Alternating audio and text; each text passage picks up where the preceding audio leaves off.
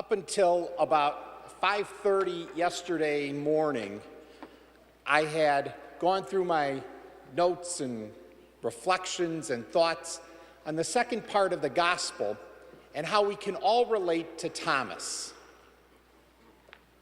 And as I said, it was till about 5:30 yesterday morning, and I woke up and I put the television on, and I know you're already thinking, what was he doing up at 5:30 on a Saturday morning?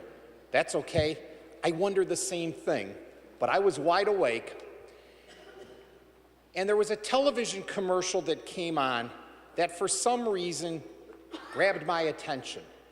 It was for an insurance company and ended with the tagline, "Discount Double Check." And through that commercial, I heard God speak to me and say, "Paul, you better double check the gospel. Don't discount the first part of it." So I went back and looked, and sure enough, in the first part of this gospel, there is a lot that is there. Jesus came and appeared to the 10 disciples who were gathered there on Easter night, stood in their midst, and offered peace and a challenge. He commissioned his disciples to go forth and offer peace just as the Father had sent him. And it's not just to those 10 disciples. It's to us as well. Last week, we renewed our baptismal promises. Those are not just words, they're a call to action. Just like these disciples, we are called to go forth to the world and offer peace. In a little while, we'll be exchanging the sign of peace with these same words that Jesus said not once but twice on that Easter night, "Peace be with you." And they should be more than just words. They're action. It's a call. It's a call to live a life of peace. And with that goes a call to live a life of love in our hearts, in our families, our communities, extending all the way throughout the world. It's the same message that the two popes who were canonized today, John the 23rd and John Paul II, preached about.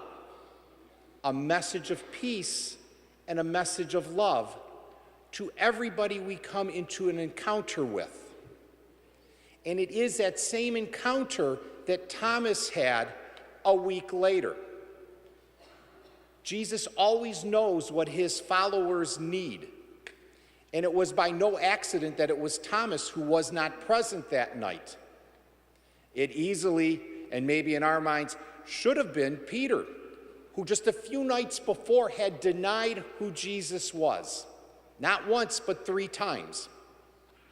Or it could have been James or John, who both at one point wanted to sit on either side of Jesus when he came into his kingdom. But it wasn't. It was Thomas. Thomas was known for having a very inquisitive mind, of being very probing, who wanted to actually see things in order to believe. So it was no accident that it was Thomas who was not present. But a week later, he was. And Jesus offered him a chance at that physical encounter.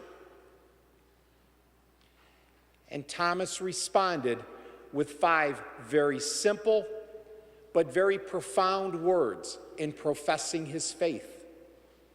"My Lord and my God." Our challenge is that each and every day we encounter the risen Lord. Yes, here at Mass when we receive the Eucharist. Yes, here at church when we come and celebrate the sacraments. But we also encounter the risen Lord each and every day in our encounters with each other, whether it's with our families, our friends, co-workers, classmates. We always encounter the risen Christ. Do we recognize the risen Christ? Do we recognize that gift of peace that Jesus talks about in each other? The challenge is to live each and every day recognizing the risen Christ in each other, and to then boldly proclaim, both through our words and our actions in each of those encounters, my Lord and my God.